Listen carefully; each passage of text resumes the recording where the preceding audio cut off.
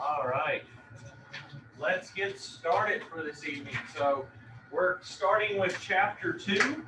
Uh, we're going to be talking about laws, rules, and regulations this evening.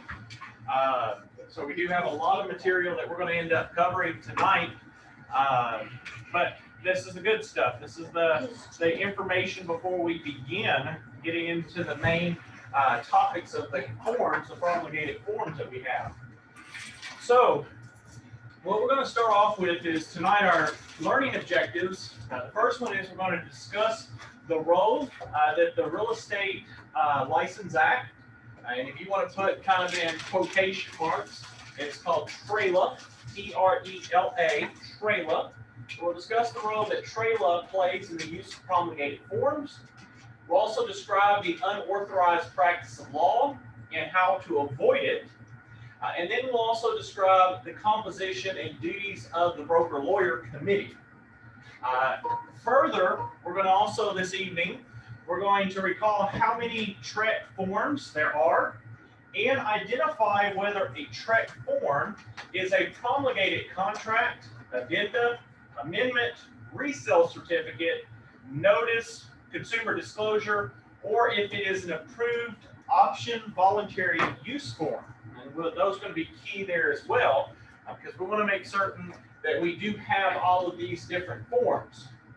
Further, we're going to describe the proper procedure for presenting offers, as well as when you get multiple offers, and also identify when the offer becomes a contract.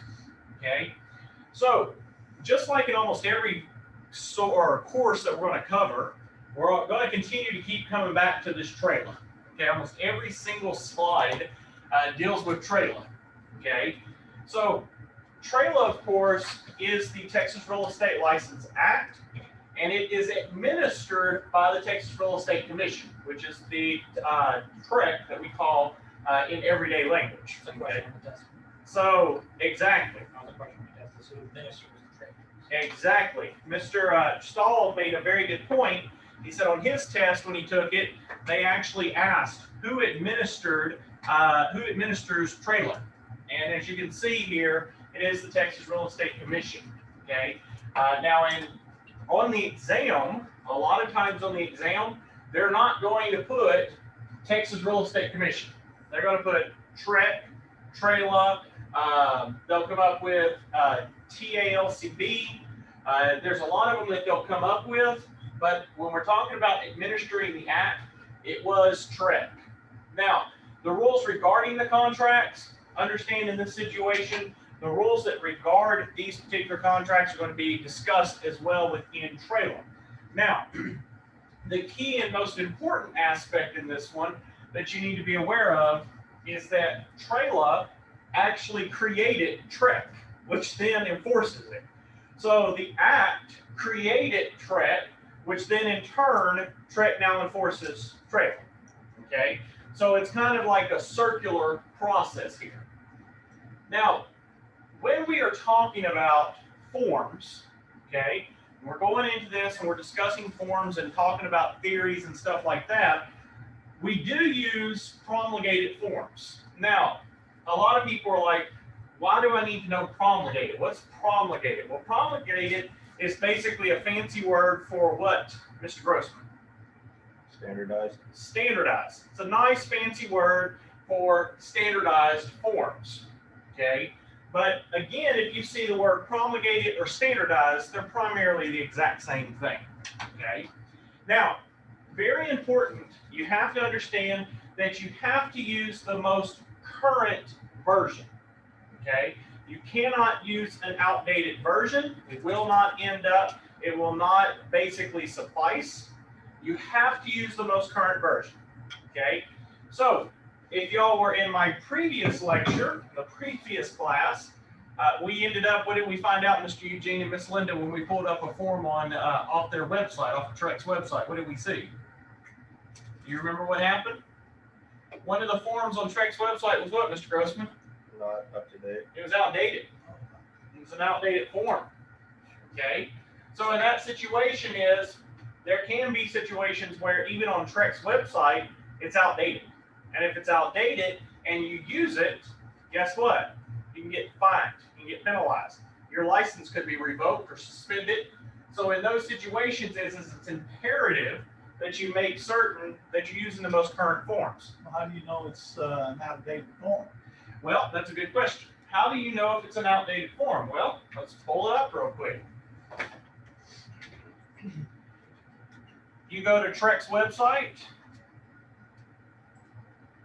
You go right down here to contact or contracts. And what you'll end up doing is, I can't remember which one we used last time or what it was, but to tell the most effective date or the most current date, you look at this date right here. You see that right up here? That is going to end up being the most current date. Now, when Trek updates a form, Trek will send an email out to everybody that has a license. And they'll say, we're updating the 1 to 4 family contract. And so pursuant to this, if they update it, so how you can check to make sure these match, you look at this date right here, okay? And then you match it to this date right here. If they don't match, then what ends up happening is you're using an outdated form. So what do you do if you got to have a form? If it is, now that's the thing.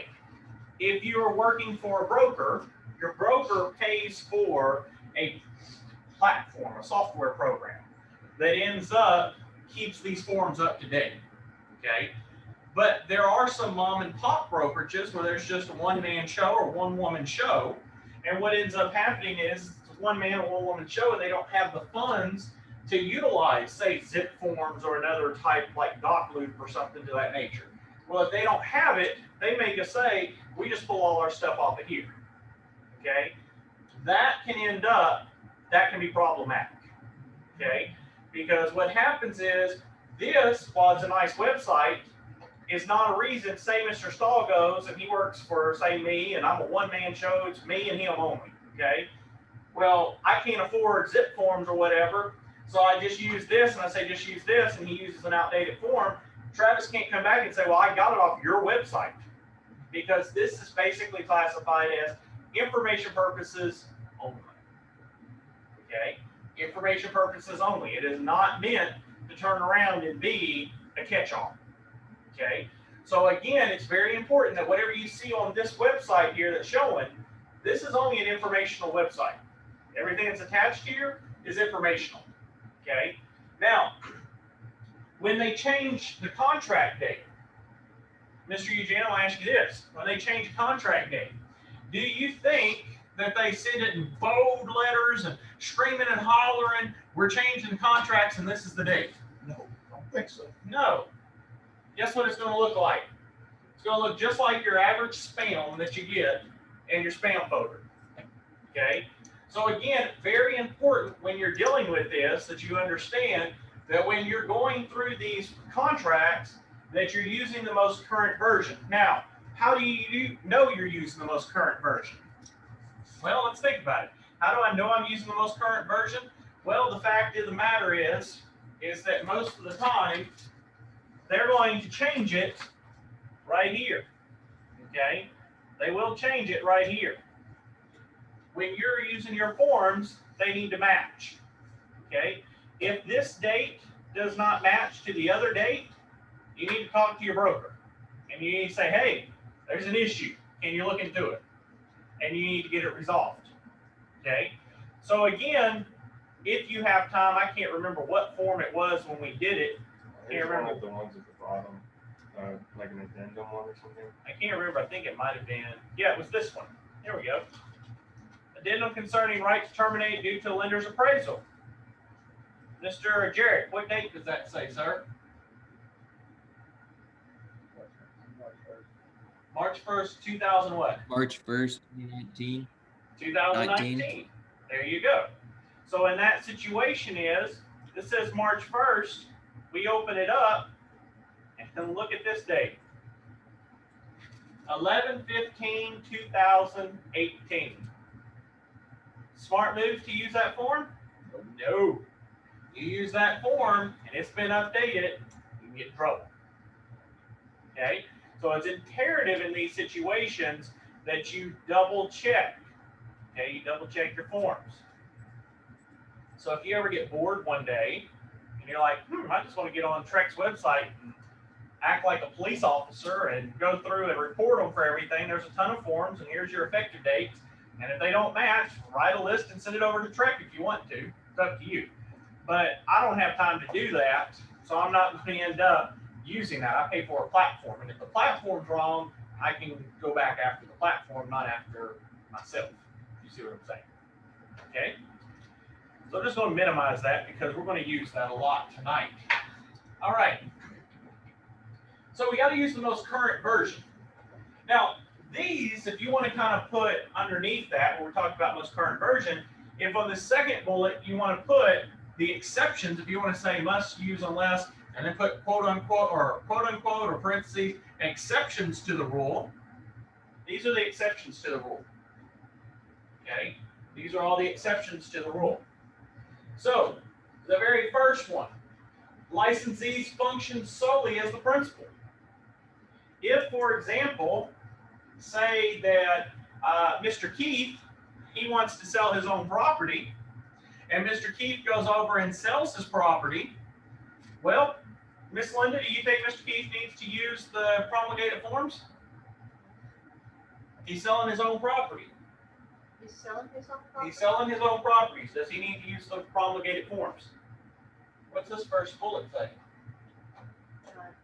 If the licensee functions as their sole principal, last night we said principal is normally the seller, could be a buyer, but if the principal is a seller, do we end up in a situation, does that seller have to use the form? No. No. If a licensee functions solely as the principal, they do not have to use the form. Okay? They don't have to use it. If the U.S. government is involved in a transaction, say the government's selling something to you, Mr. Stahl, and you're buying it. The U.S. government's selling it to you, then they may require certain forms. Trek's form's not going to apply because we're talking at a federal level, not a state level. Okay?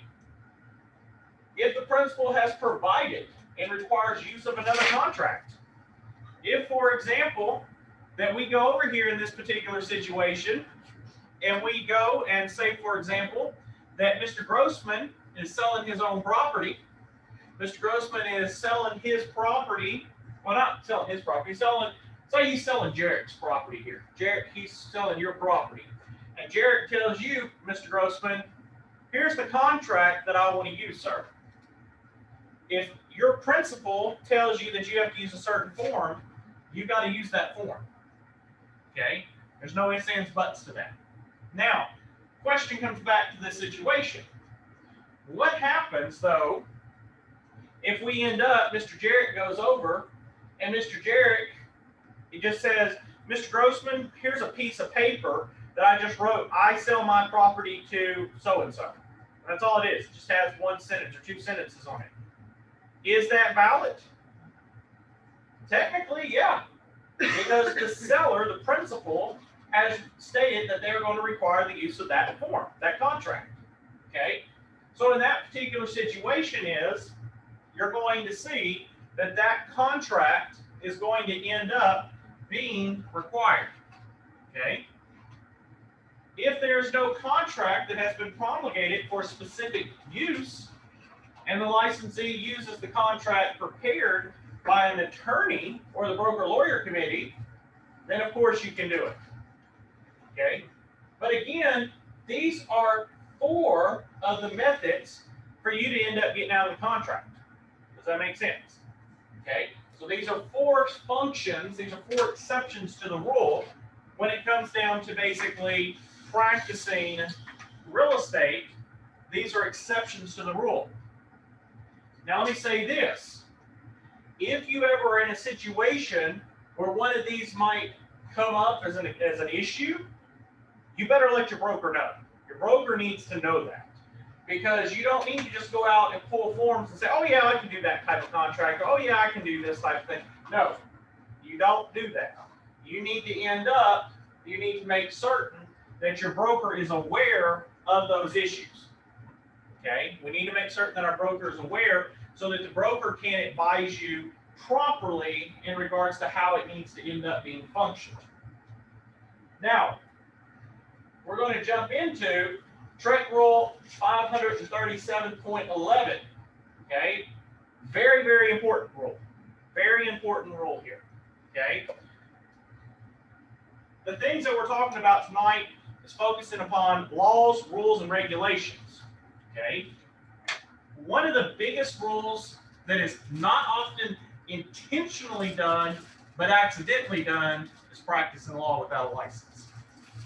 Okay. Now you're going to say, how do you accidentally practice law without a license? Pretty simple. Okay. A licensee, when we're talking licensee, when you see that word, just assume real estate agent. Okay. But also don't just assume agent, it's broker too. Okay. So when we talk agent, we're talking about a broker. When we're talking licensees, we're talking about everybody. Anybody that has a license, that's what it's going to apply to. Okay. So a licensee may not, number one, practice law.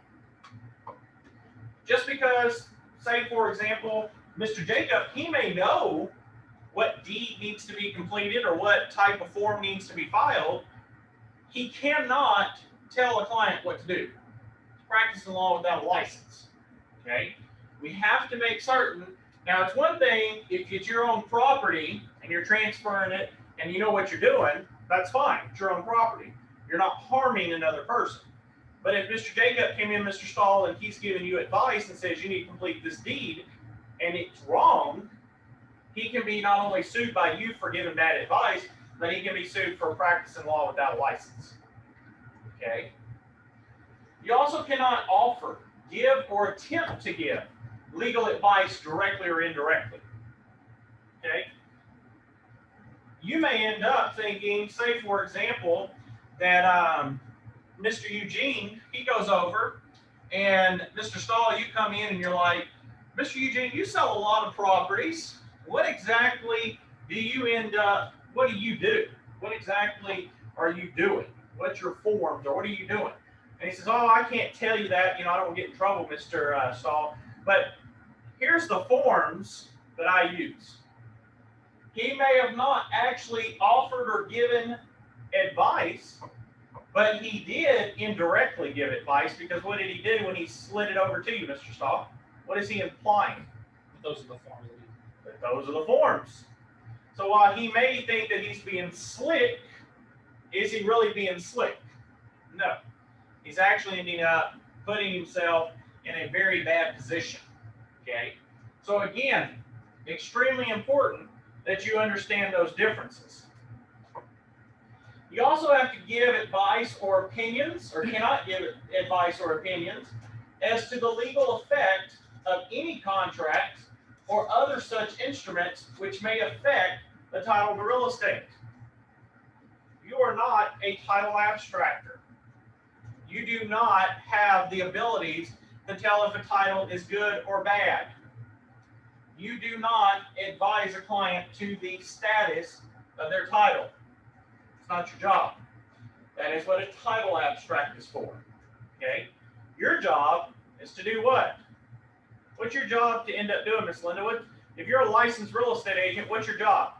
To go give legal advice? No. To go give title advice? No. To give financial advice? No. Tax advice? No.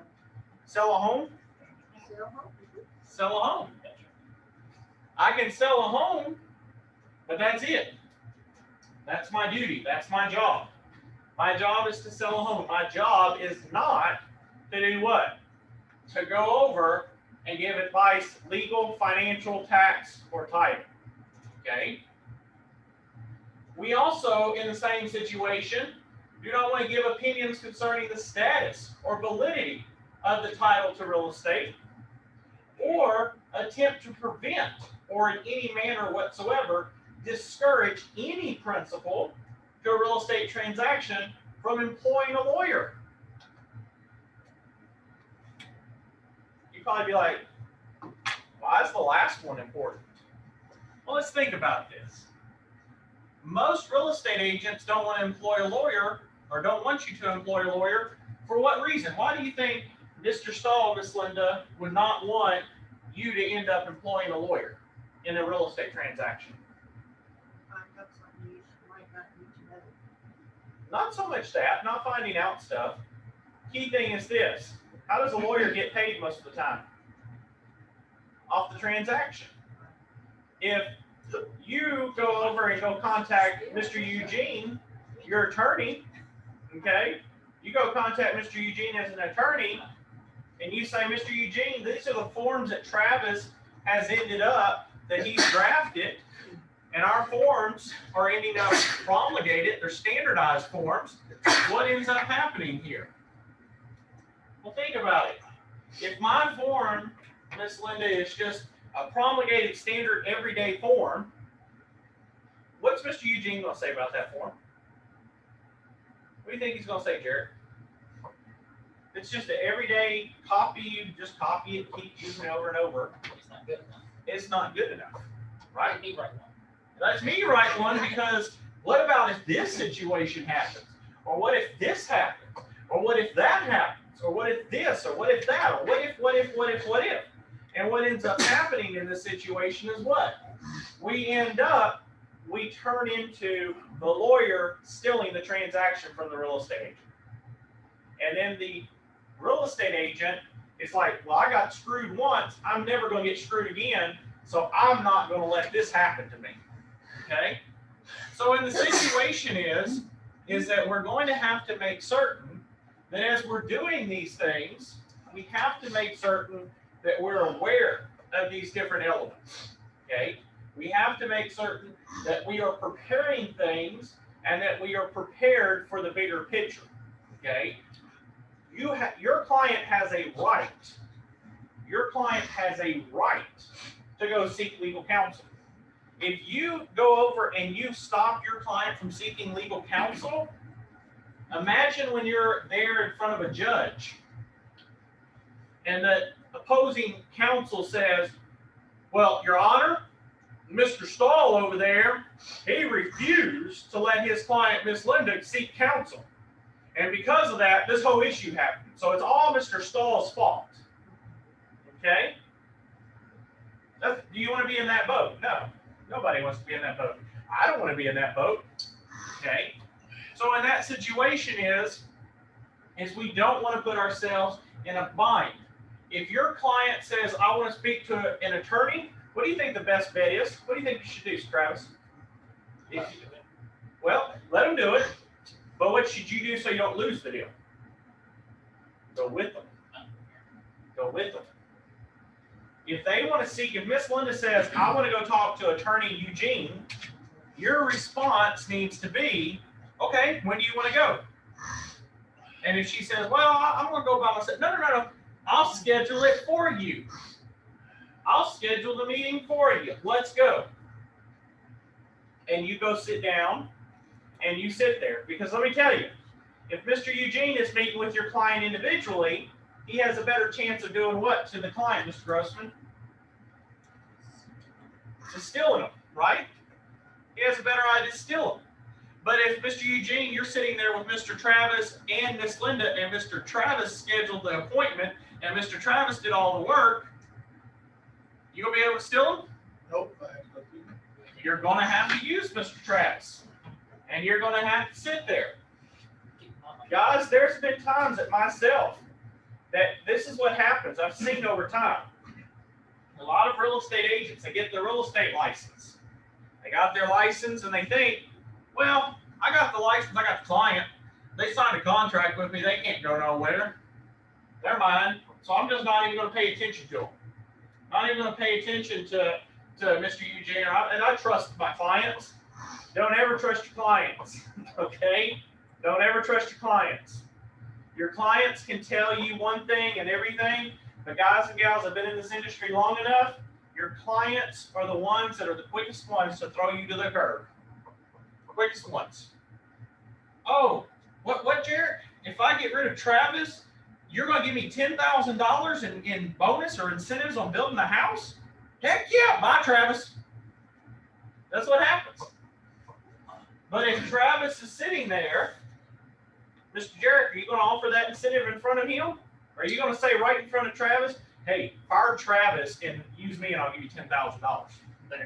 You gonna say that? Uh-huh. You ain't gonna say that. You gonna keep your mouth shut, right? Yeah. So the key thing here is in that situation is that you have to understand it is your duty. If you're an agent, it's like you going to court. How many of you ever go, how many of you feel comfortable about this? Imagine this, Mr. Jarrett. You go over here and you hire an attorney to represent you in a murder case. Okay? So you come in, you hire Mr. Grossman back there to go, and he's going to be your attorney. You get him $50,000. He's going to represent you in a murder case. You on the day of the trial walk in, you sit down, you're like, all right, I'm waiting for my attorney. And he no-shows. How you feel about that? You'd be stuck, right? And next thing you know, you're hearing what? And you're walking off, right? The same concept applies, guys and gals, in these situations, is you have to be aware. You have to end up being aware that as a real estate agent, it is your duty. If you heard me there, it is your duty, not an option, not I do this if I want to. It is your duty to be with your client in any of the transaction. One of the key things I will tell you, and this you might want to quote me on this one. You want to lose your client? Say these words. Well, just drive around and look and let me know once you find something. Or go talk to that builder without me and call me if y'all come up with something. What's going to happen in those situations? You're gonna lose your client. You're going to lose your client. Because, see, your clients don't understand the laws. When we get into agency, you're going to see the importance here. You're going to see the importance. When you get into agency, what we're going to learn is your relationship, your fiduciary relationship. Okay? And so in that situation, you're going to learn the fiduciary duties. Okay? So what ends up happening is it is your duty to go with your client no matter what. No matter what. Throughout the whole contract, you have to represent them. Okay? You cannot in any shape or form end up stepping out. Okay? So say, for example here, that if in a situation, say that, for just hypothetical here, say, Jarek, that you end up, that you're my real estate agent. Okay? You're my real estate agent. And I call you, and I say, Jarek, I want to go look at this property that Mr. Jacob has built. I'm going to go look at it. Okay? And I say, I'm going to go over there and look at it. And you're like, yeah, Justin, just drive by there. You know, no big deal. Just drive by, see what you think. If you like the place, call me. I'll come let you in. Okay, I'm going to go look at it.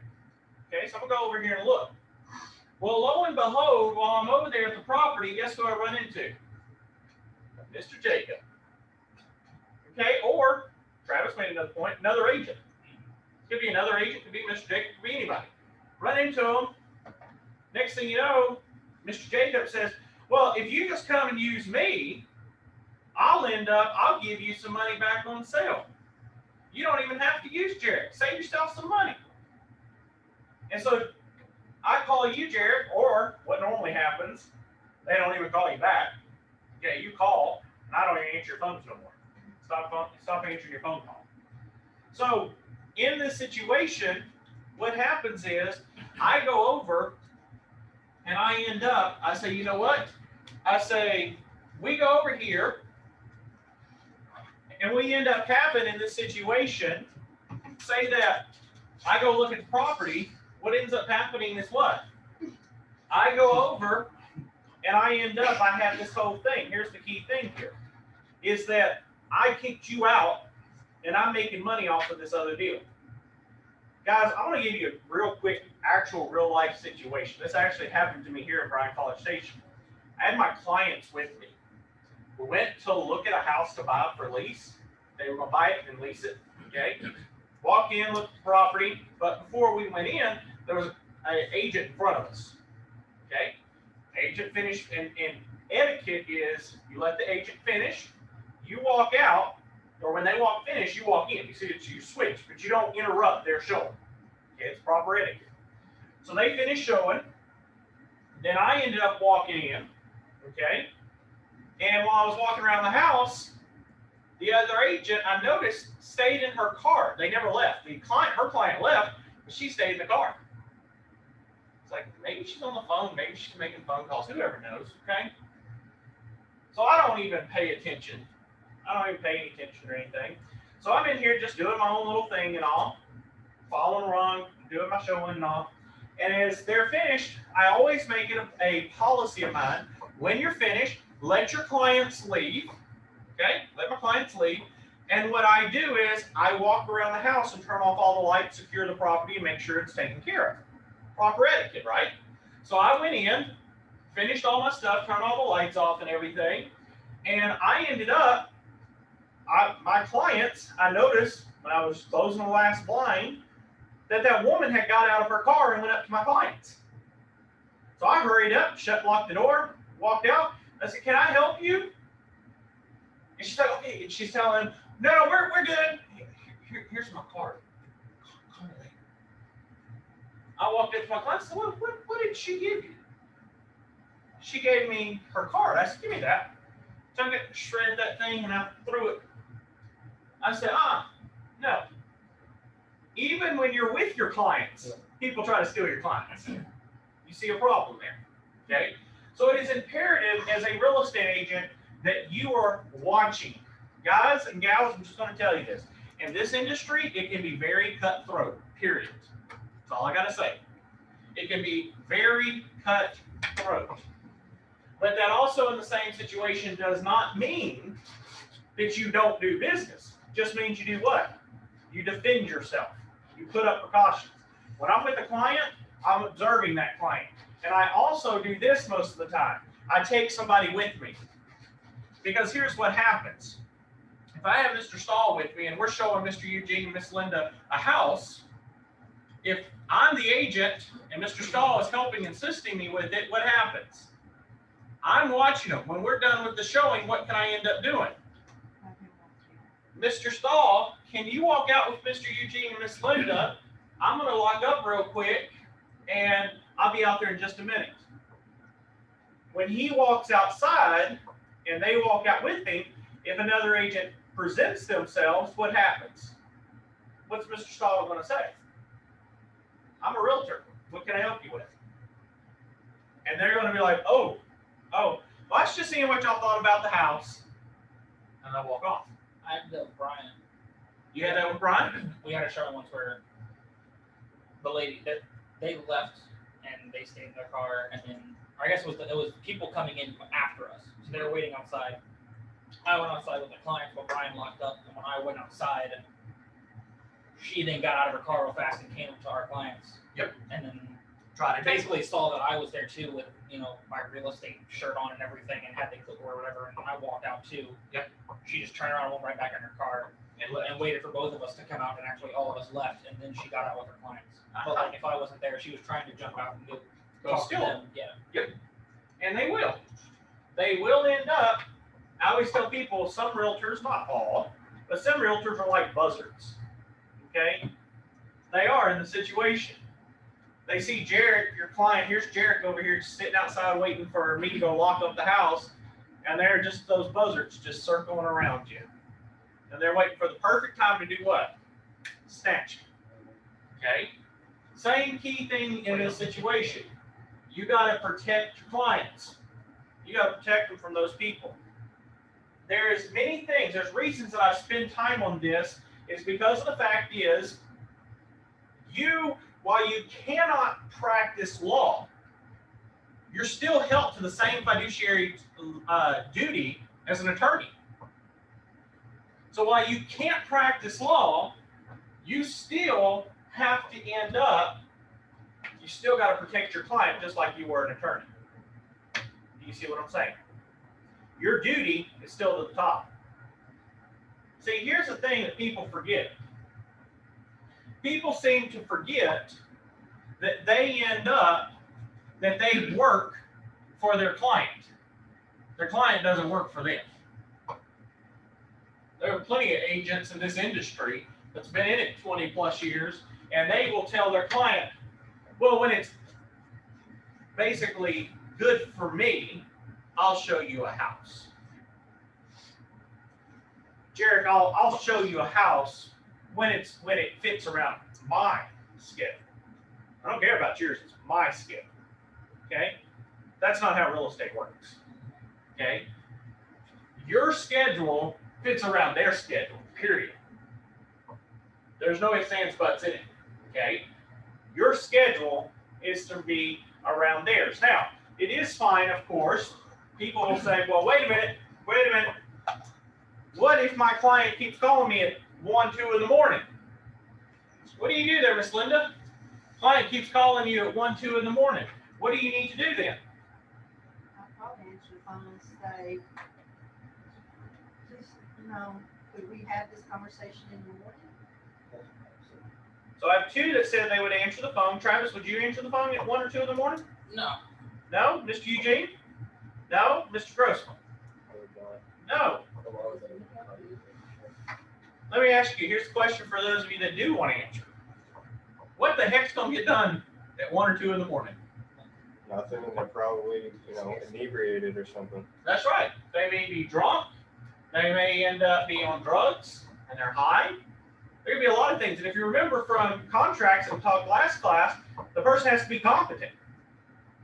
What happens, Miss Linda, if Jarek gets off of DJing at 1 or 2 in the morning, he's your client, and he's drunk, and he's high, and he calls you and he says, hey, Miss Linda, man, it has been a party. I've had so many beers tonight, and I'm high as a kite, but I decided I want to accept that offer. What do you do, Miss Linda? You're breaking up. Oh, I can't hear you. You're breaking up. Can't hear you. Guess what? Jarek, if you are, let's say you were that person, say you were drunk and high, you used to call Miss Linda and say you want to accept that offer, is that a valid acceptance? Think about it. Are you in your right mind? If you're drunk and high? No. So how do you know what you're doing? You don't. You don't.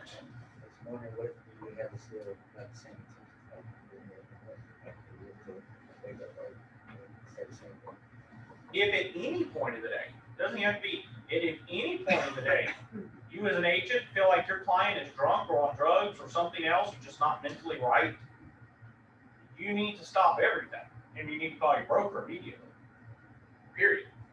Because the fact of the matter is, we all know how alcohol, drugs, and all that works. What's it do? It's a temporary side effect on our body and on our mind. It eventually does what? Eventually does what, Miss Linda? Destroys your brain. No, it eventually fades away. Oh, You yes. come back to Yes. reality, I was on your side. okay? But you come back to reality. So, Jared, what would you do if you ended up, when you got that offer, say Miss Linda sent it to you at 3 in the afternoon, and you ended up, it's 3 in the afternoon, and you get this offer from Miss Linda, and Miss Linda ends up, she says, well, Jared, they want you to purchase their house for $300,000. You're like, what the heck are they thinking? No, my house is worth $400,000. So Miss Linda said, okay, well, he doesn't want to accept the offer, so, I'll call. In the morning, I'll call Travis back and tell Travis we're not going to accept the offer. And then at 2 in the morning, 3 in the morning, after you've drank a few drinks and smoked or whatever, and you call Miss Linda and say, hey, Miss Linda, I want to accept that offer now. What happens in this situation? You tell her that, she accepts it, she tells Travis, what ends up happening? What happens here? You're going to come back to later on in the day, right? After the alcohol wears off and all. And then you're going to call Miss Linda, say 10, 11 o'clock that morning, and tell her, all right, hey, Miss Linda, where are we at with that transaction with Travis? Well, we already accepted their offer. What are you talking about accepting an offer? I was, what, who, what, when? You see the problem here? Okay. All right, guys, give me just a second, please. Just a moment here. All right, so let's move on to the next slide here. Okay, so further, under Trek Rule 537.11. Now let me explain something here with this 531.711. On the exam, this is what they're going to quote. So you actually have to know that rule. All right? So you're going to be aware of that. Nothing in this section shall be deemed to limit the licensee's fiduciary obligation to disclose to the licensee's principals all pertinent facts which are within the knowledge of the licensee. That's a very, very, very important statute. Okay? Let's break it down for a minute. Nothing in this section, meaning nothing in this rule, shall be deemed to limit the licensee's fiduciary duty to disclose to the licensee's principals all pertinent facts which are within the knowledge of the licensee. That's a very, very detrimental thing. You know why? Because here's the thing.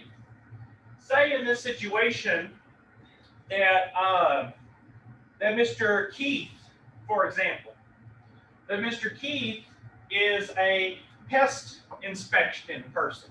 He actually in his previous life he used to kill bugs. That's what he did. He did pest control. Okay, that was probably 10 years ago. He's now a real estate agent and he sells homes.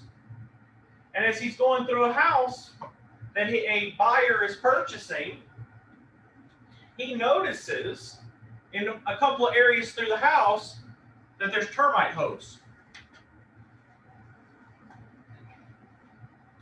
My question to Mr. Keith is, Mr. Keith, do you have to disclose that to your buyer?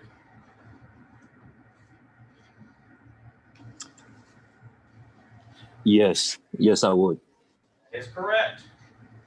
Mr. Keith has to disclose that to his buyer. Because what did it say right here?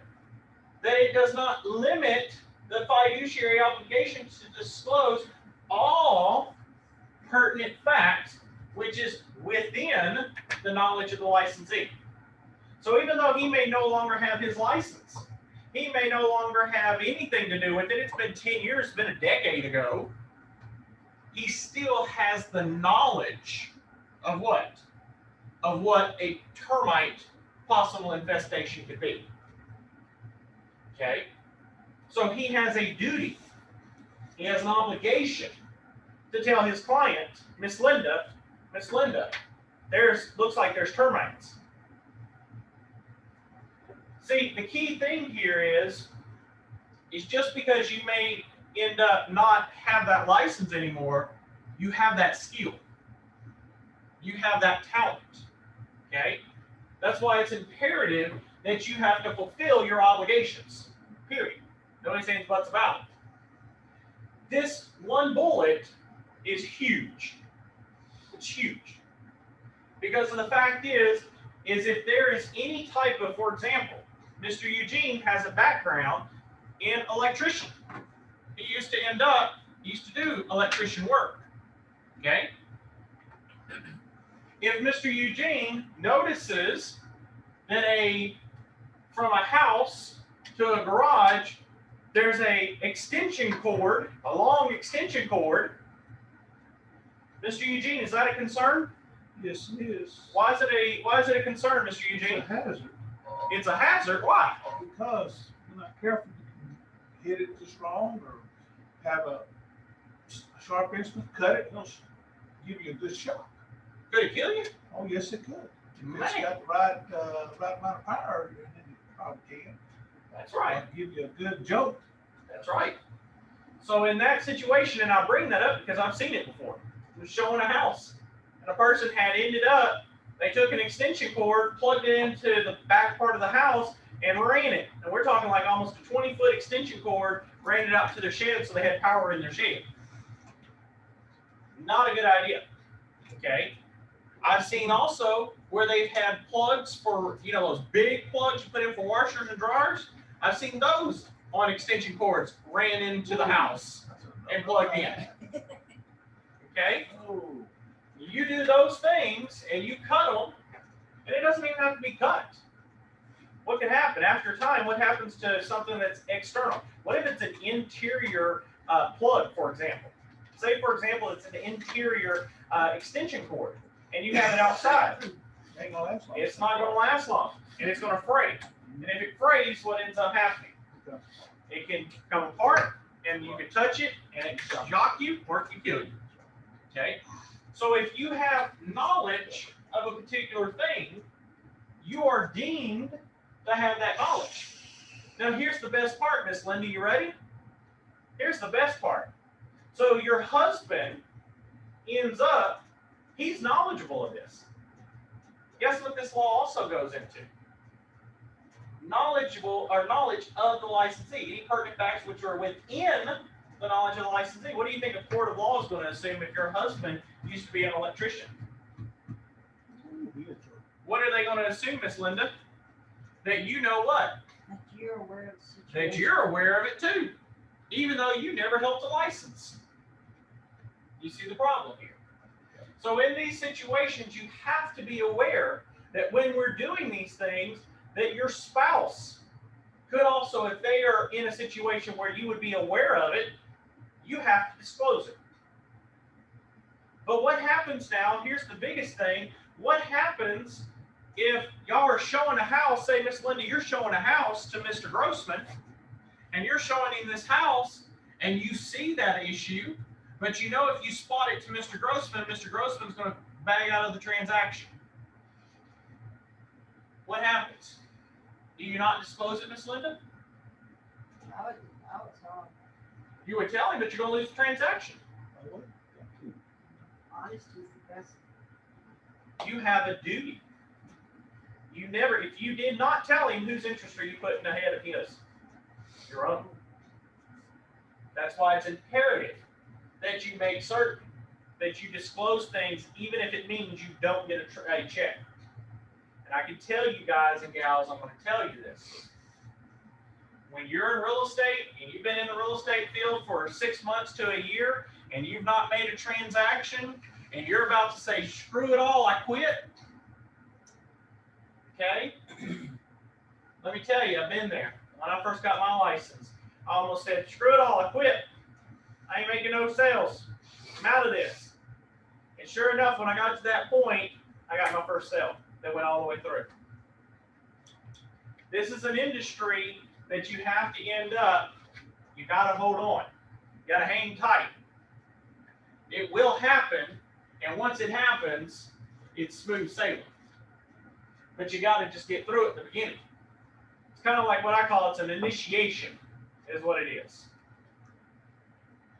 A licensee may not undertake to draw or prepare documents fixing or defining the legal rights of the principals to a real estate transaction. You are not able to draft legal documents, period. Sorry. I have a background in law. I know what documents that need to end up being drafted in a real estate transaction. I know it. I know the deeds. I know all that stuff. I used to draft it when I worked for the law firm. I could probably spit out a general warranty deed to you in about 10 minutes. Okay? But I am not a licensed attorney in Texas. I cannot practice law in Texas. No matter if I know it, I cannot undertake or draw or prepare any documents that are for the benefits of legal rights. The key thing here is you have to be very careful when dealing with these. But what you need to know so far is that TREC Rule 531 or 37.11 basically applies to the application of representing anyone that is going to be UPL. And UPL equals unauthorized practice of law. You need to write that down. UPL means unauthorized practice of law. Very important on that one. Okay? They will utilize UPL. You need to be aware of it. When negotiating real estate transactions, the licensee may fill in forms for such transactions that are used exclusively forms which have been approved and promulgated by the commission. This key part right here basically states that you can only, as a real estate licensee, fill out standardized forms. Period. Let me say that one more time. You can only fill out real estate forms that have been promulgated. That's it. You may not, in any shape or form, go draft a contract yourself. And this is a very key one here too. Let me actually go down to the next one real quick, then I'll give you that example. When filling out in a form authorized for use by this section, the licensee may only fill in the blanks provided and may not add to or strike matters from the form, except that the licensee shall add factual statements and business details as desired by the principals. I have a very hard time doing that bottom part. I've worked for law firms. I used to fill out and type up legal documents and all that stuff for the attorney I used to work for. I could type up a contract in a heartbeat. I know what to put in there. But sometimes when I'm filling out special provisions, I'll start typing and everything, and then when I get to that point where it says, but, or what do I say? Not but, it says, included but not entitled to blah, blah, blah, blah, blah. What I'm ending up doing is that's what I used to use in law. Or if I'll say including but not limited to blah, blah, blah, blah, what ends up happening there is, guess what? I'm practicing law, because those are legal words, okay? You have to, in these situations, you have to be very careful, okay? You have to be very careful when we are dealing with those situations, okay? We have to make certain that as we're going through these, that we are only utilizing and entering factual statements. Another thing you got to be very careful with when we're dealing with this is the part where we talked about strike matter. When you're in a contract, for example, let me pull something up real quick just as a hypothetical situation here. When you pull up a contract, you pull up a 1-to-4 family, and you see in this 1-to-4 family, you see all this pre-typed words. You see all these pre-typed words here? Say Mr. Stahl in this situation. I'm your client. And I say, Mr. Stahl, I don't want the, let's see here. I don't want my fireplace screen, my curtains and rods, blinds and window shades and drapery and rods. I don't want any of those items that are printed there. I want you to mark them out because I don't want them to convey. Can you just draw a line and initial? I can either put it in exclusions, or I can advise you to go hire a lawyer to write your own contract. Exactly. Which is a lot of fun to do sometimes. People are like, I don't want that. Well, then go pay an attorney. That's right. Exactly. You cannot mark through that in initial. Because when you mark through it, you're acting like an attorney. Okay? You have to leave what's printed. Cannot mark through it. Like Travis says, the proper way to do it is copy those words, put it down here in D in exclusions, and now it is excluded. Okay? But again, the key point is you do not just willy-nilly, I've had this before on offers from people before. They'll willy-nilly go through here and mark out stuff and initial here and go all over. Does not count. Does not count. Okay? Any of these words that are scratched out, that contract's void on its face because you're marking out words that are law. Okay? Now, here's a question. Here's a hypothetical because I've had this happen before. Mr. Darren, my client, he goes to gets consulted by Mr. Garrett, and he's an attorney. And Mr. Garrett tells Mr. Darren, we'll just mark through it and initial by it. What do you do in that situation, Mr. Stahl? I'd probably tell him to do it. The best thing to do in that situation is you need to end up, if the client comes in and says, Darren walks in and tells me, well, Mr. Garrett, my attorney said mark through this, then your response needs to be, can you have Mr. Garrett send me an email that says that I need to do this so that I have proof that your attorney said that? And if your attorney said that and he sends it to me, and we mark through it in initial, now it's on who? It's on the attorney, not on me. Okay? Should you ever take your client at their word, Miss Linda? No. Why? Clients don't lie. Clients are people. People are dumb. Clients are people and people are dumb. You agree with that? The key thing is yes, clients are people. Understand, it's easy. Anybody can say, well, I talked to my attorney and my attorney said do that. Okay, that's great. Can you just have them send me an email so that I can do that? You call their bluff. Because most attorneys know you don't mess with this, period. Okay? But if their attorney says it, then you got to do what their attorney says, but you need that documentation to support it. Okay? And let me tell you, if you go take this in with a marked deal title, do not be surprised if title's attorney doesn't call you and say, hey, Mr. Stahl, why did you mark this out? That's your prime thing. Not me. Here's the form from Mr. Garrett. Here's his information and all. Okay? So again, you want to protect yourself. That's that CYA provision there. Okay? All right. Now also, a licensee may not add to a promulgated contract form factual statements or business details for which a contract addendum, lease, or other form has been promulgated by the Commission for mandatory use. The key thing in this situation, and it's very important that you need to be aware of it, is that if there is a addendum, a lease, or other form that has been standardized by the Commission, you got to use it. Okay? For example, a client says to you, Jarek here, he tells you, he says, well, I want to purchase the property, but then I want to lease the property as well. So Jarek goes into special provisions and says, client will lease property. Is that acceptable? No, because why, Jarek? What do we already have promulgated? We have a lease. So you can't just willy-nilly go enter information if we already have the forms. Another thing you can't do, and I haven't said it yet, let's see here. Yeah, it's not in here just yet. But another thing you can't do, and majority of the things I'm talking to you about right now, is talking about special provisions. It's just basically a small little paragraph that's blank that you can go enter whatever you want in there. The problem is you can't go in there and just willy-nilly type stuff in. You don't see what I'm saying?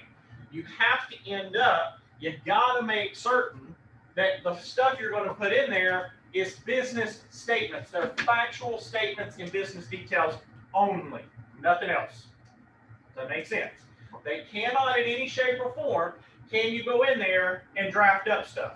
Nor can you say, if Mr. Eugene does not buy my property, then I am entitled to $100 million from him.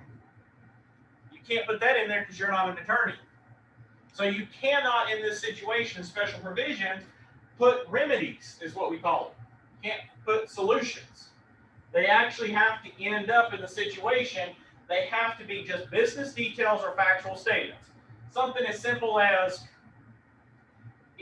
client is wishing to take the wash machine, or a client agrees to pay $50 to have the house cleaned. Simple stuff like that. When you type in special provisions, like my attorney always says, it should be no longer than one sentence. And I'm not talking about run-on sentence. Okay? I'm talking about one sentence, short, sweet, and concise. If Mr. Eugene, you're going to give $50 to Mr. Grossman to clean the house, then it just needs to say, seller to give $50 to buyer to clean house. Period. That's it. It doesn't need to be Mr. Eugene, comma, the seller, comma, is going to give Mr. Grossman, comma, the buyer, $50 to clean his house and deep clean it and also have it shampooed and washed and all of these things in this whole thing because we wants to give it to him. Too much information. Okay? Needs to be concise, to the point, be done. Okay? Because the key thing is, like I always tell people, the more words you put into a contract, the more it can be what? Construed against you in a court of law. You got to be short and sweet. Okay? It is not the practice of law as defined in this act for a real estate licensee to complete a contract form which is either promulgated by the commission or prepared by the committee and made available for trial use by the licensee with the consent of the commission. So what this basically says is it's okay, it's not the practice of law, okay, for a licensee to complete a contract form which has been promulgated. There's nothing against it for you to fill out a promulgated form. Now, where there's been a lot of issue is this, okay? There's still debate on this. Some will argue that you can't interpret what's in the forms. So, for example, Mr. Grossman goes over and he gets his contract. And he's scrolling along and he gets down here to the most questioned one right here, number 8. This one right here is always questioned. So title, policy, and survey, paragraph 6, subchapter A, number 8. The standard printed exception as to the discrepancies, conflicts, shortages in area or boundary lines, encroachments or protrusions or overlapping improvements, blank will not be amended or deleted from the title policy, or will be amended to read shortages in area at the expense of either the buyer or the seller. And my question every single time from a client is, what does this mean? What's this mean? Your response to some people, me, my thing is, I'm going to tell you exactly what it means because I know what it means. But if you don't know what it means, what's the proper response? What should you say? Miss Linda, you're my agent. I walk in, Miss Linda, what's a 6A8 mean? Can you explain that to me? Oh, what did you just say? Say that out loud. Hang on, I'll call the attorney and let him tell you. You need to go get an attorney to review it. But what were you going to say, Travis? I was gonna say I'll ask my broker. I'll ask my broker. I'll get back to you later. I'll ask Okay. my broker. I'll ask somebody else. You can say the same. Okay. Yes, you can talk to your broker. And most of the time, I can explain this because I've had training on this many, many times. But if you don't know, the worst thing you can do is, Yes. well, it means that the standard printed exceptions as to the discrepancies, conflicts, shortages in area or boundary lines, encroachments or protrusions or overlapping improvements will not be amended or deleted from the title policy, or will be amended to read shortages of area at the expense. That's what it means. Thank you. I'm confused. Now when you say it that way, it makes so much sense. Right? Okay? Did you understand that? That's the worst thing that you can do. Well, that's what it means. The best thing is, yes, number one, contact your broker. Okay? So in that situation, we want to make certain on this situation that when we're going through this, that we want to ensure, okay, when we're doing this, we want to ensure in these situations that you are only giving, in that particular situation, we want to make certain that you're giving the good advice. You're not giving bad advice. Okay? So you want to make certain that whatever the advice you're given is going to be good. Now, if your broker doesn't know or your broker doesn't feel comfortable, then what Mr. Eugene just said is correct. Okay? So if Mr. Eugene said in that particular situation that I don't know and my broker is out of town, go consult with an attorney, that's right. But Mr. Eugene, when you do that, what should you do? Call. Go with them. You call and you go with them. Yeah. You don't just leave them willy-nilly. Does that make sense? So in that situation, what's going to end up happening here is we want to make certain that we're going through and that we're only given the information here that's going to end up basically fulfilling the obligation to give the terms the best we can. But you may not always have the correct answer. Okay? And let me tell you, they're constantly changing things. They're constantly changing things. But again, understand, if you don't know, you talk to your broker. Your broker's not available. I will tell you this. Here's something that my agents probably don't know, because we haven't talked about this yet. But when you become an agent, you get access to this beautiful thing. You get access to this number right here. You call the Texas Realtor Legal Hotline, 1-800-873-9155. If your broker is unavailable, you call the legal hotline. But let me tell you something. I can give everybody a heads up, okay? You never call this number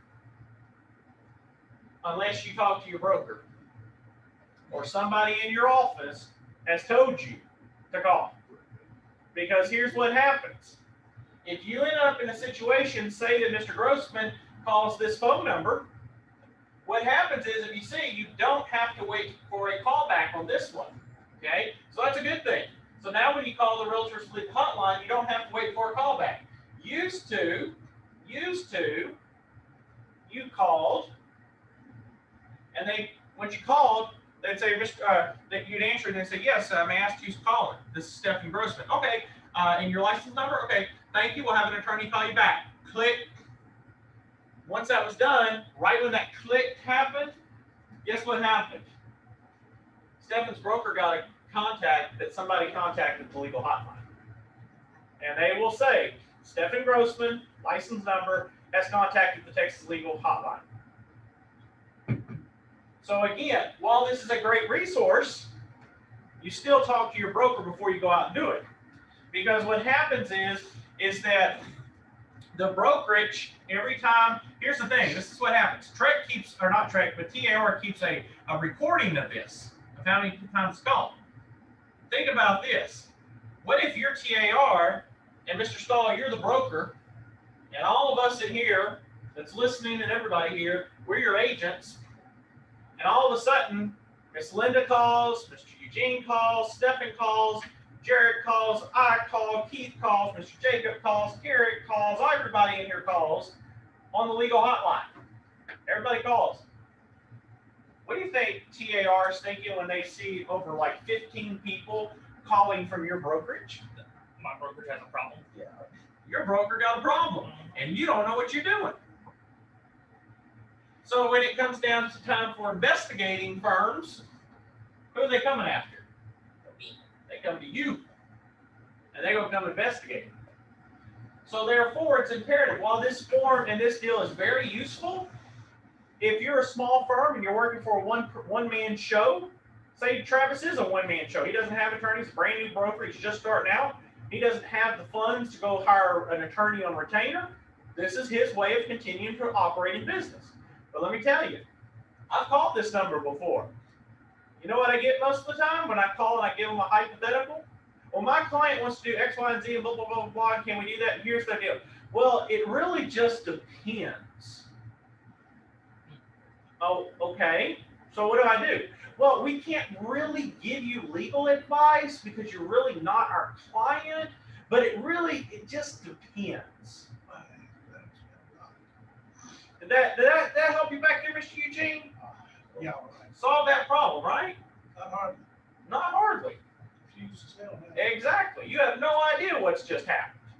So what happens in this particular situation is you've got to make certain when you're dealing with these things that you understand that this number is only utilized for an emergency. And most of the time, you're not going to get your question answered unless it's a basic question. Okay? Like, for example, I'll give you a hypothetical, Jared. Say, for example, your broker's out. And your broker ends up, you can't get hold of your broker, and the office manager, Miss Linda, says, well, just call the legal hotline. It's fine. You know, I'll talk to Justin when he gets back. You could call this one and ask this question. My client wants to know, what does this mean? And they'll translate it for you. But if you start saying, well, which one should I check? Guess what they're going to tell you? Well, it depends. What does your client want to do? They can't give you the best answer because their job is only to explain to you the basics. Do you see what I'm saying? So in that situation is, while there is the legal hotline allowed, it's still, their duty is not to you, their duty is to the association. Do you see what I'm saying? So you have to understand when you're dealing with these situations that you got to remember who the duty is to. But there is a legal hotline that is available to help you in case you're in that type of situation. Okay? All right. Did we go through this one? Okay, making sure. All right, next one. Where it appears that prior to the execution of any such instrument, there are unusual matters, licensees shall advise the principals that each should consult a lawyer of the principal's choice before it's executing the same. Okay? So in this situation, what happens is prior to any execution of the instrument, there are unusual matters. The licensee shall advise the principals that each should consult their own attorneys. Okay? If you are working in a situation and the clients don't know what to do, they need to seek legal counsel. Now, of course, legal counsel wants to do what? When your client goes seeks legal counsel, they oftentimes are going to try to steal a transaction and do it themselves. Okay? But I always tell my clients this. Okay, this is what I always tell my clients. I don't mind you contacting an attorney. I can answer a majority of them because I've gone through most of this stuff and I've been doing this for over a decade. I kind of know how real estate works. Okay? But there will come a point in time that the broker doesn't know what to do. Been there, done that before. Okay? And what happens is if an agent comes in, if say that Darren walks into my office and says, hey, Justin, man, there's this situation, blah, blah, blah, most unique situation here. What do I do? And he stumps the broker. It is the broker's duty, not the agent, not Darren. It is the broker's duty to reach out to his or her attorney and ask the attorney what to do. If your broker tells you, say I'm the broker and Darren's my agent, and I tell Darren, call my attorney, here's his name, here's his phone number, then that's fine. But you do not willy-nilly go around and have conversations. For example, this is a big one, guys and gals. This actually was a lawsuit that had occurred. Trek came in and investigated and all. One agent ended up, this was a while back, I think 4 or 5 years ago, one agent a while back was sitting at a table. They all went as realtors, not at the same brokerage. They all just went to a group meeting, and they were sitting down talking about cases, about unique situations. Lo and behold, while they're talking about it, guess what happened? The client that they were talking about was sitting 2 tables behind them. They didn't use names. They didn't use the address of the property. They were talking hypothetical, but because the hypothetical was so close to the situation, the client knew they were talking about them. The client ended up contacting Trek. Trek investigated. Trek basically, I don't know what all happened with it, but something happened to them, and from what I heard, they lost their license. Because what happens is what stays within your brokerage is not to be discussed outside of your brokerage, period. Whatever transactions happens in your brokerage, you cannot go tell another agent. For example, Jared, let's say that you are working with me. You leave my firm and you go work with, say, Century 21 or Keller Williams or Caldwell Bank or wherever. You go to another firm. And you end up, you call me and you say, hey, man, how's it going, Justin? I'm like, oh, it's going good.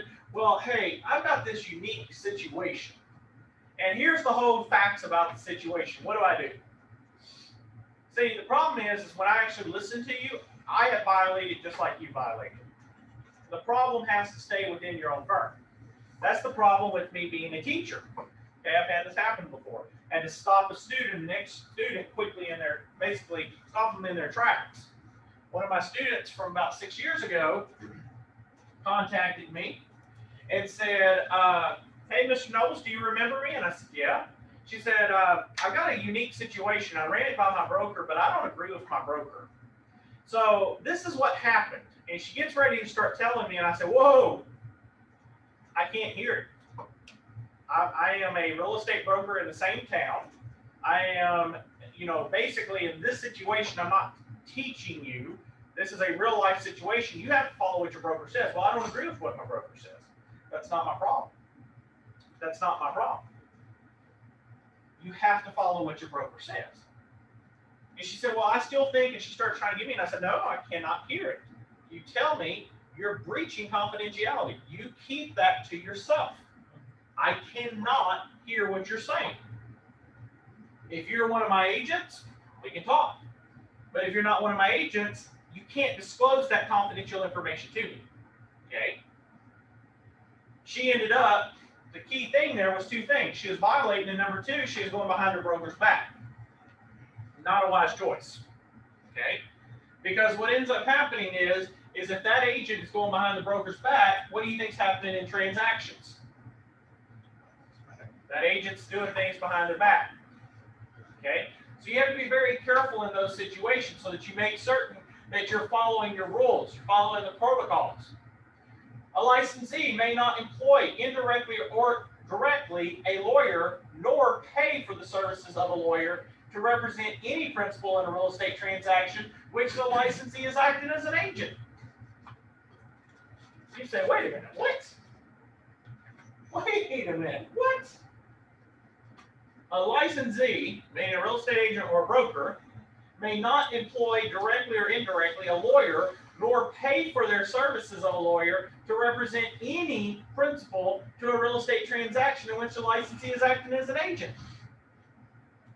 So, Jared, if you're just a nice guy and you have a friend, Mr. Eugene, back there who's an attorney, you're just a nice guy, you say, you know what, I'm going to take care of the legal costs for my clients.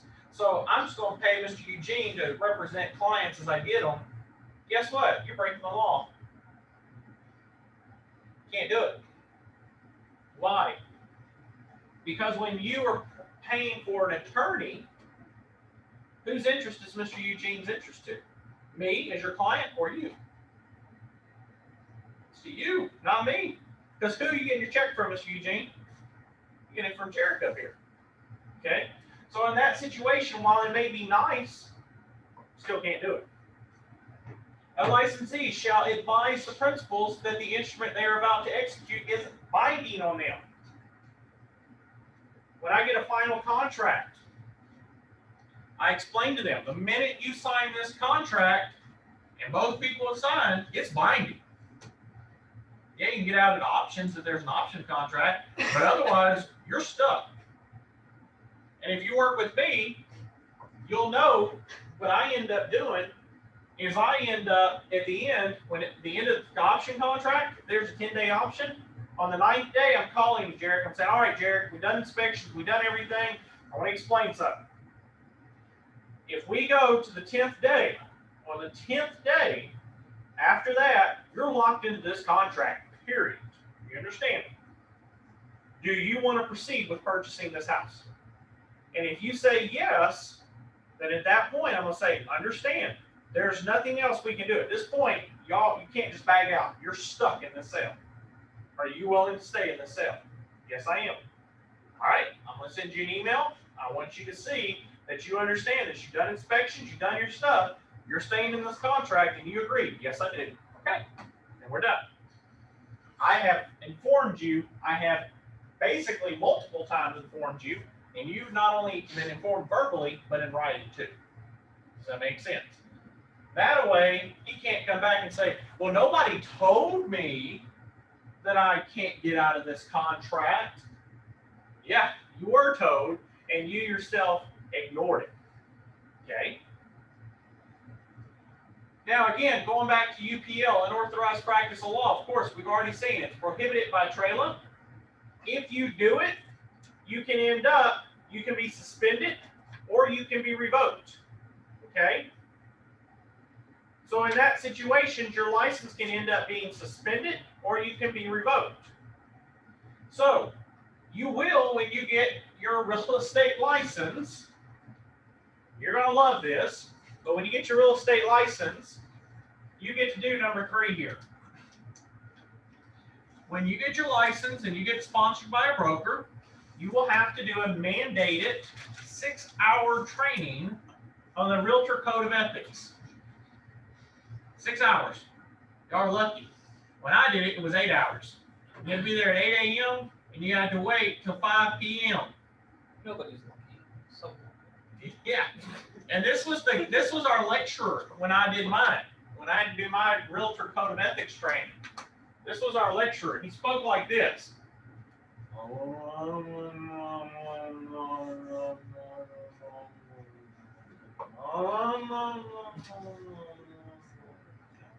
That's how he talks. Okay? It's like a motor. That's how it was the whole time. Okay? But you have to end up in that situation. You got to go through the code of ethics, and you will go through that literally with a fine-tooth comb. The people that we have that end up goes through right now, wonderful, wonderful people that end up teaching the realtor code of ethics. Okay? They know their stuff, and they're always there if you got questions to answer your questions. The licensee may give factual statements and business details and explain forms, but they may not give legal advice. Some of the common errors that we often see in the contracts when dealing with paragraph 11. Agents must take care when adding things to special provisions. You're going to hear that a lot. We're going to spend a lot of time. Special provisions, basically, it's this contract is contingent upon a satisfactory appraisal or satisfactory inspection, changes the buyer's rights under the contract, and may actually be unlawful practice of law. Simple things such as saying this contract is contingent upon a satisfactory appraisal or satisfactory inspection is unauthorized practice of law. But Mr. Nobles, how is that unauthorized practice of law? That's simple. That's a simple statement. You're changing the contract because my agent's here. Is there a spot for you to do inspections in the contract? Yeah, your option period. Is there a spot talking about appraisal? Yeah, the third-party financing addendum. Still get 10 days to back out. That's right. So my key thing here is Even feeling. it's already in there. Why are you changing the contract? You don't insert those things. It's already there. I always tell people this all the time. Special provisions, 90% of the time, should be blank. When I get a contract, 90% of the time it needs to say NA. What it needs to say. Okay? It does not need to actually have any type of comments or anything to that nature. So in that situation, understand that there should not end up being any type of changes. Okay? Another common error is to add things to special provisions that are already in the contract or an addendum. Can't tell you how many times that's happened. Okay? There's been situations before where they don't put it in there. They put errors or they fill in things that already are in the contract. If you change things that are in the contract, you can subject yourself to unauthorized practice of law. Simple little mistakes, simple little things can get you sued. Not something that I want any of y'all to be into. I don't want any of you to be sued. I don't want myself to be sued. But you need to be aware of these things. Broker-lawyer committee. We talked about this in the previous class. I want to test those of you that were in the class. What exactly does the broker-lawyer committee do, Mr. Eugene? What's their job? Draft and edit forms. Well, that was easy. Excellent. There we go, Mr. Eugene. Who promulgates those forms? That's right. Say that again, Ms. Linda. That's right. Why doesn't the broker-lawyer committee promulgate the forms?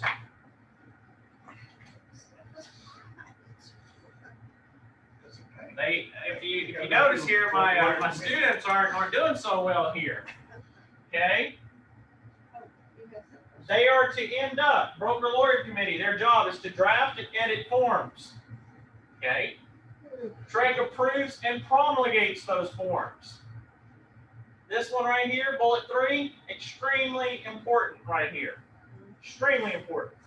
They will ask you, how many members? And of those members, how many come from each area? And my favorite of all is who are they appointed or approved by? I remember my test. Broker-lawyer committee has how many members? I was like, oh yeah, I got the easy one, 13. Went to 2 or 3 more questions. Who approves the 6 attorney members. And I was like, ooh, is it Trek? I can't remember. Well, 6 members by the attorneys are approved by the State Bar of Texas. As I went on, who appoints them? The president of the State Bar. Okay, so you not only have to just know how many total, but how many each one comes from, who basically brings them in, and who appoints them. You see the problem there? See how it can be very complex. Okay, so there are 13 members to the Broker Lawyer Committee. There are 6 members that are going to be brokers that are appointed by the commission. When we're talking about commission, we're talking about TREC. There are 6 members of the Texas or State Bar of Texas, and those, of course, are appointed by the president of the bar. And look at this, lo behold, last person. One person, one public member, must be appointed by a governor. And that one public member cannot have any regulation or any relationship to anyone that is in the real estate industry. That person has to be completely independent of real estate altogether. So if your wife, son, daughter, spouse, whatever, has any relation to real estate, you can't be that one public member. Okay? It has to be a completely, basically unbiased individual. Now, the Texas Real Estate Commission has promulgated and approved these forms. This is what we're looking at here. There's been 6 promulgated contracts, 15 promulgated addendas, including 2 temporary leases, 1 promulgated amendment, 2 promulgated resale certificates, 1 promulgated notice, 2 promulgated consumer disclosures, and 7 approved forms, including 2 approved addendas. Now, do you think you need to know all of that? Not so much. You're going to need to know concepts of them, but you won't have to know it in extreme detail. Okay? You just need to know approximate numbers. Now, here's the best way. This is where my agents, my current agents, if you haven't got to do this, this is good information here. Because this will happen to you. This will happen. Unless your client decides to list their house for $800,000 and it's your trailer house.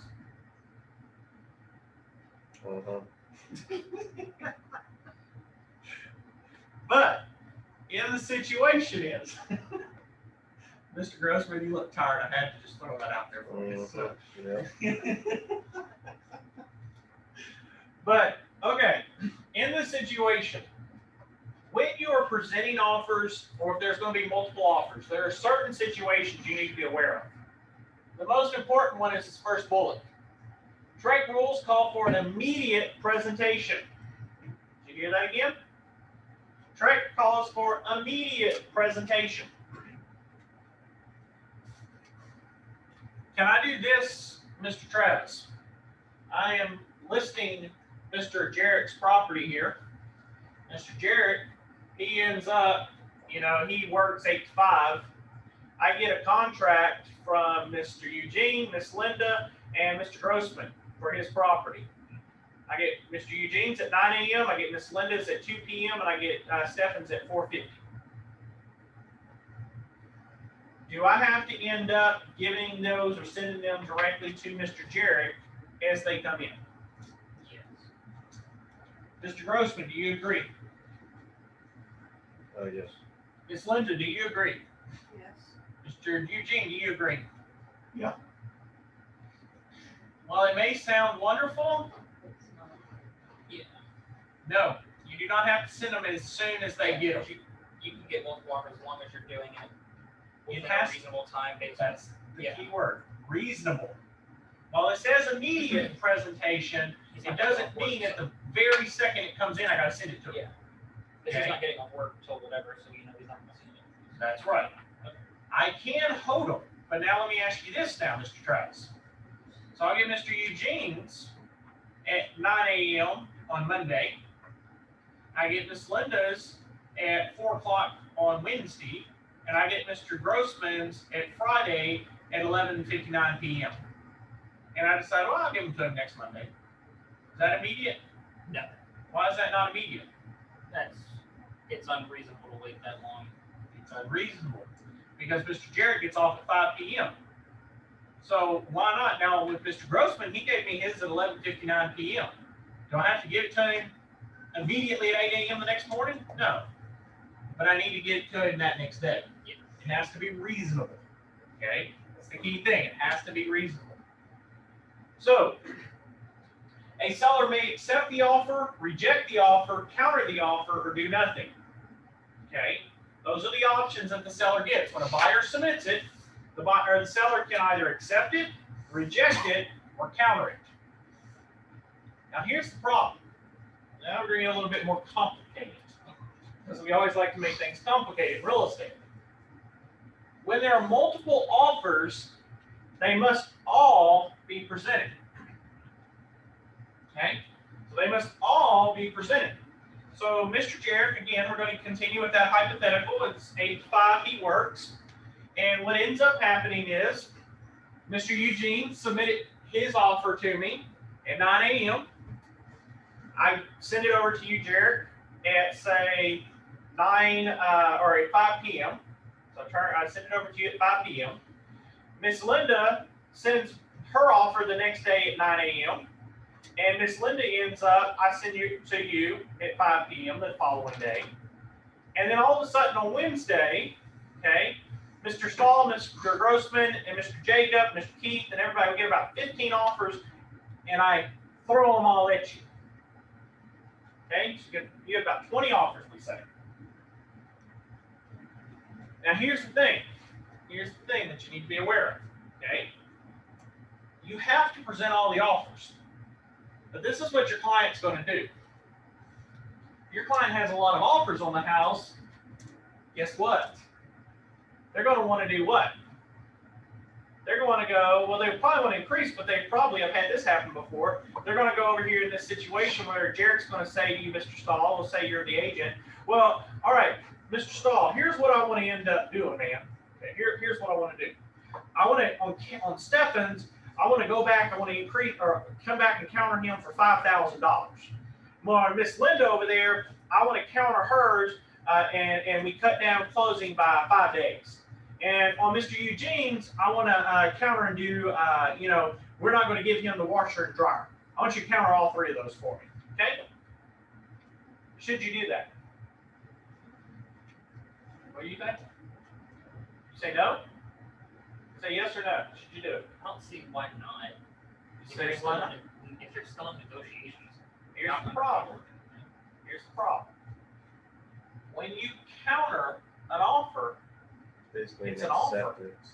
it's not an acceptance, it's another offer. Yeah. So here's the thing. If you went out, you told well, everything that Jarrett said, told all three of them, makes sense. okay? Yeah. What if all three of them accept the terms? Then you have to accept it all. You got 3 accepted offers, and now your client has one house to sell to 3 people. Yeah. Okay? Your job, if you ever get multiple offers, your response needs to be this. This is the easiest response to do it. Okay? Easiest way to do this. You get multiple offers, you contact all the people, everybody, and you say, all of you that have ended up submitting offers, we appreciate the offers. At this time, we have multiple offers on the table. We are asking for your highest and best offer. We are accepting offers until 5 p.m. on Wednesday. Please submit them to us by that time. What happens is those of them that were already at their top dollar, they can't go any higher, they're going to drop out. You're going to weed out the dead weight, if you see what I'm saying. Okay? That's good in some situations. It can be bad in others. Because I've had this happen before where I had 4 offers on the table. My client was like, let's do highest and best. So I said, all right, called all the people. And all 4 of them was like, well, screw you. We're taking our offers back. We're not getting into bidding more. And I lost all the offers. So it's a 50-50. It's a chance. But if you got 20 offers, it's worth it. Even if 4 or 5 bag out, you still got 15. Okay? But if you only got 2 or 3, it's a risk you take. It's a gamble. You need to make certain that you're doing it correctly. Now, what happens if your client just falls in love over this property? They just love this property. What happens? Well, if they're already under contract and your client has to have the house, you can submit a backup offer. Now, I'm going to tell you from experience, don't even waste your time. Okay? Because about 80 to 90% of the time, if that property is already under contract, it most likely is going under contract. Okay, it's going to be sold. Backup contracts are only if your client cannot find any other house and that is their dream house. The only problem is you have to still put up funds when you're under backup. So if you're under contract, you still got to put up the monies just like you were under contract in hopes that it goes and sells. But here's the thing, once you're under backup, you can't do anything until that contract sells or it bags out. So your client go finds another house, there's nothing they can end up doing. They're pretty much screwed. They're locked in until that contract sells. So if there's an extension and extension and extension and extension and extension, your client ain't buying no house until it sells. Okay? This bottom bullet, most important of them all. Cannot tell you how many times I've ran into this. Most agents, they either lose a deal or they get a deal and they're either extremely happy or they're extremely mad, okay, in real estate. But they forget about the other agent. They forget about the other agent. You have a duty to inform people of what's going on. You have a duty to tell them. If a client bags out, you got to tell the other agent. Another thing that you get that they don't put up here that you need to include is you need to also inform all other third parties.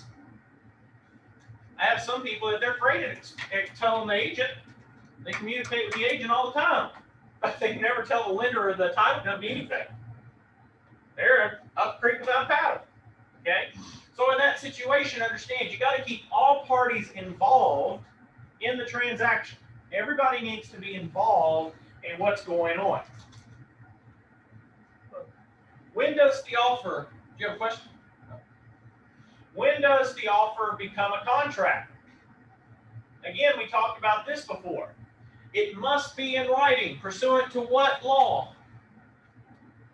Remember what it was last night we talked about it. Statute of frauds must be in writing. Okay? Statute of frauds, contracts must be in writing. They must be signed and all changes initialed by the parties. So it has to be in writing, has to be signed, and all changes must be initialed. They must be complete agreement between the parties. There can't be any open-ended things. And the information that it has been signed must be communicated to the other party or the other party's agent. This is when you're officially, your offer is under contract. Guys, it is normal. It is normal for an offer to be submitted and it take a few days for them to sometimes get back to you. That's fine. That's normal. People do have jobs. People do have to look at options. There are things that are going on behind the scenes, but your agent should be following up with it. Your agent needs to be following up, making sure things are getting done. You don't want it to fall through the cracks. When presenting offers, it's important that things for agents to remember is that until a fully accepted contract occurs, the property is still for sale and any other offers must be presented. What's that say again, Mr. Eugene? Can you read that for me? First bullet here. An important thing for agents to remember is that until a fully accepted contract occurs, the property is still for sale and any other offers must be presented. That's correct. Until that contract is fully executed, it is still for sale. Even if you're in negotiations, it's still for sale. Okay? Very important. There is no such thing as almost sold. Okay? There is no such thing as almost sold. Oh yeah, Jarek, that property, it's almost sold, man. We're almost sold. No, there is no such thing as almost sold. It's not sold till that contract is, well, let's go right back here. It's sold, not really sold, but it's under contract when these things have occurred. Okay, these haven't occurred, it's still for sale. Period. There's no gray line. There's no fine line. These items aren't done, then it's for sale. It's not almost sold. Even after a contract is finalized, the seller may want to negotiate a backup contract. Again, not something that I recommend. Okay? It's not something that I recommend in this situation. Even though a contract is finalized, the seller may want to negotiate that backup contract. But again, you need to advise your clients the pros and cons of a backup contract. Okay? There are pros and cons to a backup contract. Okay? All right. That basically ends our lecture. Let me go back so you can see. Next class, guess what? Tomorrow, you're going to be happy. You ready? We're actually now starting to get into the content. We're really going to hop in and get into the contracts. So here's what I would like for you to end up doing. This is my little assignment for you this evening. Okay? My assignment this evening that I would like you to end up doing before tomorrow's class. Before tomorrow's class. I want you to end up reading these, not that fourth one, but right there. I want you to read those lines right there. That ain't long. That's simple. That's short. Okay? But I want you to read 1, 2, and 3. Because if you notice something here, what does the PowerPoint for tomorrow say? Parties, property, and money. What's this say? Parties, property, and what? Sales price, which is your money. Okay? So if you can't get it by now, what do you think we're covering tomorrow? 1, 2, 3. Right here, 1, 2, 3. But we're going to go in detail. We're going to explain each one of these. But that's, I'm sorry. Yes, Miss Linda. I see it's resales. Is there a different 1, 2, and 4 family residential contract? It would be a new home or new construction. There's going to be different things, and we're going to talk about that tomorrow. But we are doing the resale. But I want you to do the resale. But we're going to talk mainly, majority of this class is focused on this form. So starting tomorrow, we're technically getting in now to the contract. Now, there is not going to be a class where we're actually going to read this whole thing. We're not actually going to go through and read the whole thing. But you're going to read portions of it throughout this lecture, throughout this course. Does that make sense? You need to be aware of this.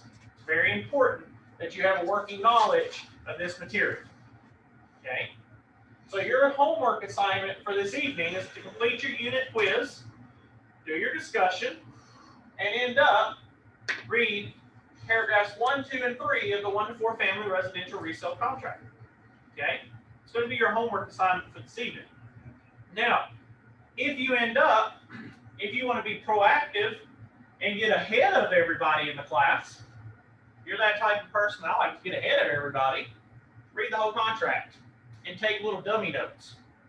My key thing here, if I were in this class, is I would actually print this off, this entire slide here, this whole contract, and I would begin, starting tomorrow, taking notes, summarizing them.